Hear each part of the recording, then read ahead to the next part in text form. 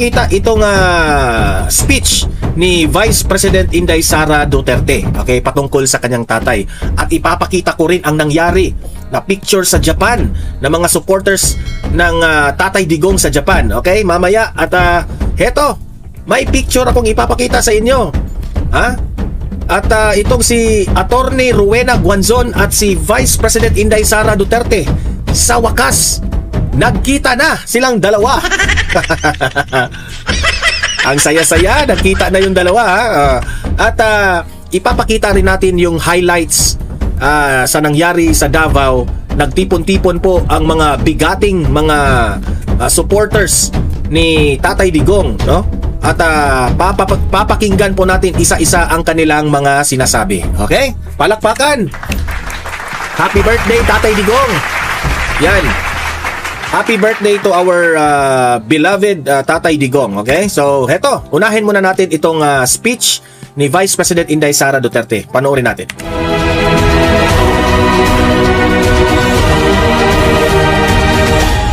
Assalamualaikum warahmatullahi wabarakatuh. Madayaw ngayong adlaw kaninyong tanan.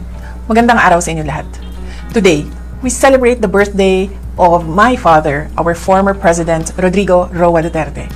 To all the parallel support groups, volunteers, and the millions of Filipinos here and abroad who organized celebrations to honor him, maraming salamat sa inyong walang sawang pagmamahal at katapatan. Actually sa totoo lang, he is the only president, si Tatay Digong, na most celebrated person o presidente ng Pilipinas.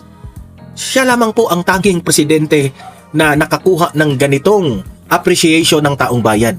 Imantakin mo, halos buong mundo nagse-celebrate every time mag-birthday si Tatay Digong. Yung mga kalaban ni Tatay Digong, hindi ba kayo mahihiya dyan? Kontra kayo ng kontra sa mga Duterte, tapos buong Pilipino sa buong mundo nagse-celebrate sa birthday ni Tatay Digong. Your loyalty to him is a testament to a leadership that truly prioritized the safety and dignity of every Filipino family. But as we celebrate, we also stand firm. The defense of his rights is a defense of our national sovereignty. We must remain vigilant against the weaponization of the law and the unconstitutional intrusion of foreign bodies that seek to bypass our own courts. Our justice system must remain independent, serving only the mandate of the Filipino people and never the interests of foreign powers. To the Filipino people, thank you for being our strength. Through the storms and challenges, your resilience remains our inspiration. Patuloy nating ipaglaban ang dangal ng ating bansa. Mahalin natin ang Pilipinas para sa Diyos, sa bayan, at sa bawat pamilyang Pilipino. Syukran. Yan. So, ako po dito po sa Donmar TV, in behalf of the Donmar TV, nagpapasalamat rin ako sa mga lahat ng mga DDS, mga supporters, at sa mga naniniwala kay Tatay Digong hanggang ngayon. Okay?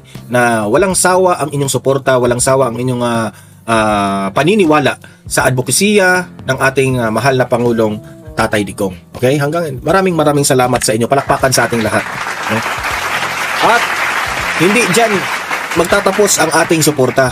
Susuporta tayo hanggat makalabas itong si Tatay Digong sa ICC. Okay? So, ayan. Ito rin ang nakakatuwa doon sa Japan. Ito. Yan. Happy birthday, Tatay Digong. Japan OFWs. Nakita doon na they are celebrating the birthday of Tatay Digong. Ayan. Kuha ito ng isang mga netizen natin doon. Ayan. Sobrang dami nila, Happy 81st birthday, Tatay Digong. Ayan. Ang dami nila niyan, nagpaparade yan sila.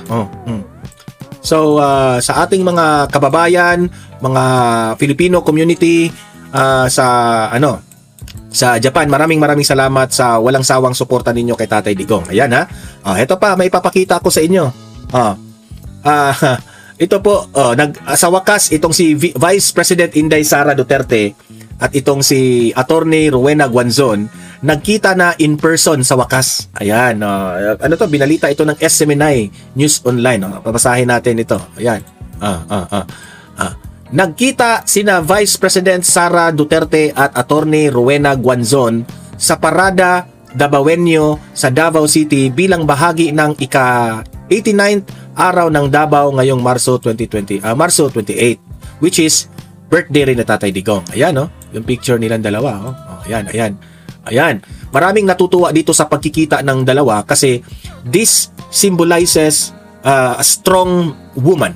Okay? Itong dalawang nagkatabing mga strong woman. 'Di ba? Bagay na bagay ang kanilang pagtandem diyan, no? Kasi ito yung example ng mga babae na hindi talaga nagpapaapi. Okay? Mga strong woman po itong dalawa. Ayan, palakpakan. Attorney Rowena Guanzon and Vice President Inday Sara Duterte. Ayan. So ngayon ay pakikinggan natin isa-isa itong mga nangyari doon sa Davao. Okay?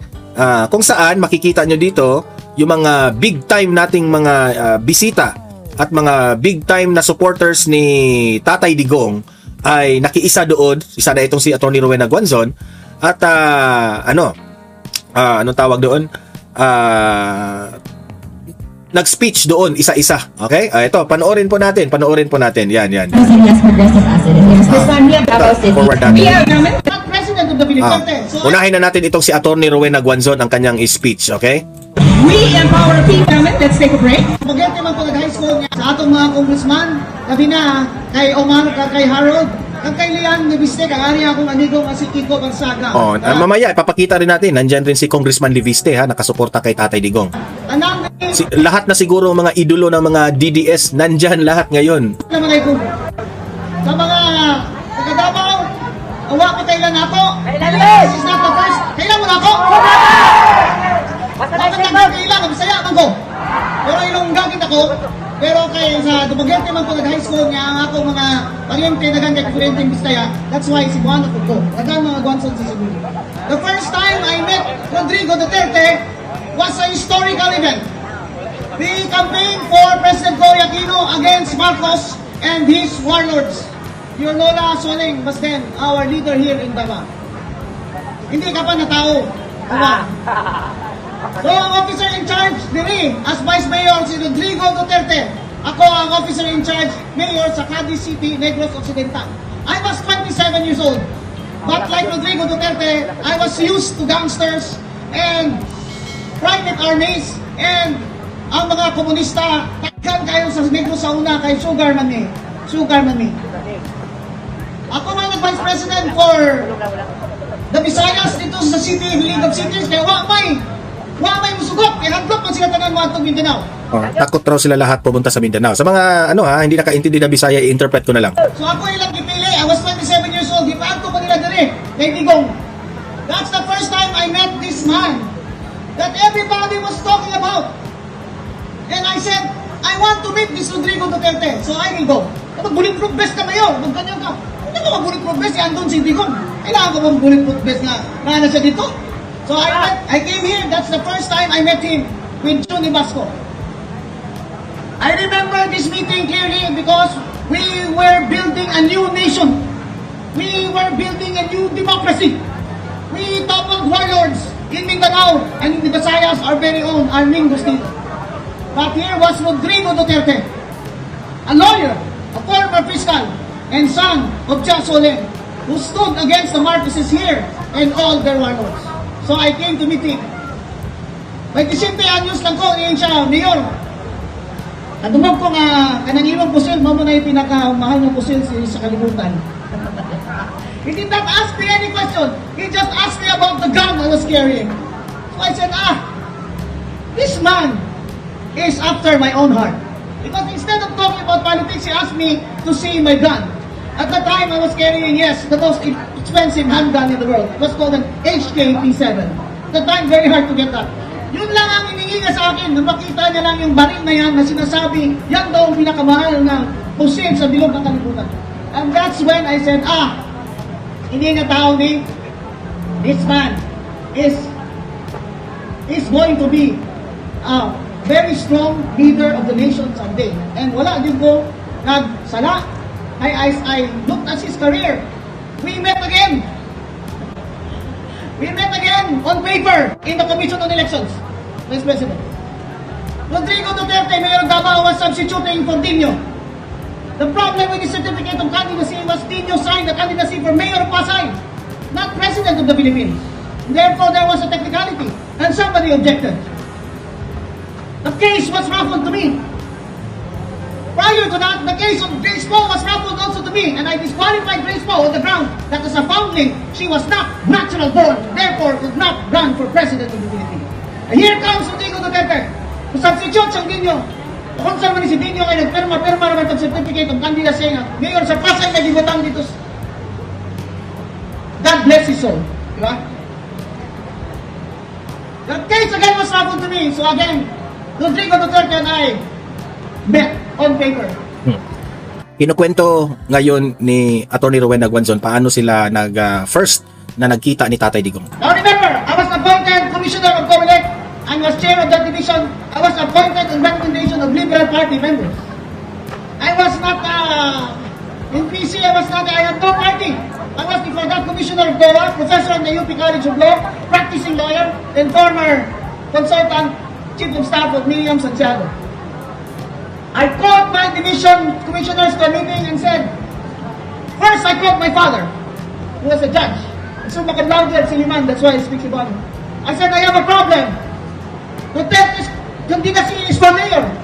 He said, what happened? It's like this, like that. Where did he find it? I said, yes, he found it in COMELEC. Is it not that when you run for mayor, you find it in Pasay City? I said, yes, but he found it in Manila. I said, therefore the intent of that thing was to run for president, not for mayor of Pasay. As usual, my father, Judge Sixto-Meas Guanzon, summa cum laude of Silliman University, was correct.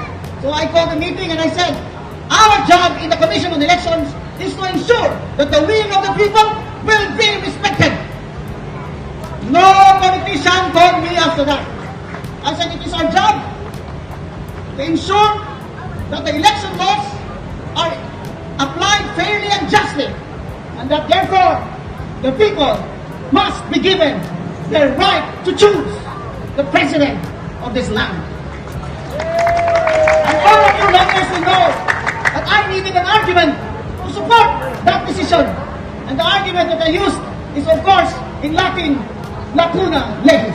There is a gap in the law. There is a gap in the law and therefore needed interpretation. And when you interpret a gap in the law, you must interpret it in favor of the people. In favor of the people. Not against the people. So when I called the commissioners and said, this is my decision, how will you vote? And they said, ma'am, we vote with you. You vote with me regardless of the consequences. Remember, President Aquino was seated in Malacanang. There were candidates of the Liberal Party and I said, I know that man. I know that Rodrigo Duterte will have that. I trust, I have faith in the people. I have faith in the Filipino people that they will choose the right leader.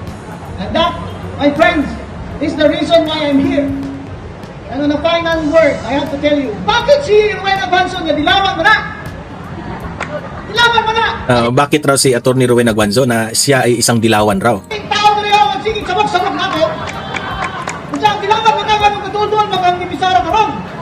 Ayaw na yun si Bipisara, ayaw na lang nag-islitan kay karon nung ginahandang mo daog yun si Sara for president! Sabi ni Atty.